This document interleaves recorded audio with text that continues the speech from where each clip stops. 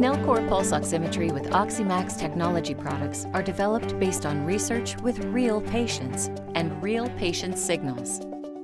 Nellcor pulse oximeters have FDA clearance for motion tolerance and are compliant with ISO standards.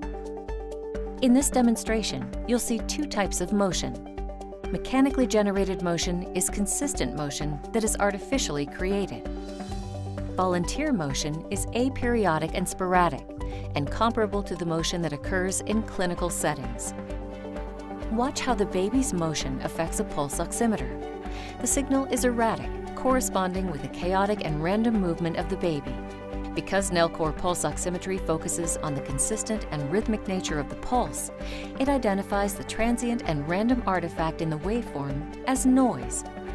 Nellcor pulse oximetry technology disregards the noise, enabling the pulse oximeter to post accurate oxygen saturation values.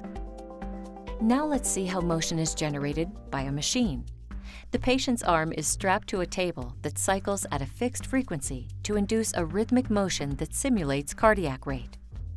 This type of repetitive motion can interfere with the underlying cardiac beat, introducing dropouts and false alarms on the monitor.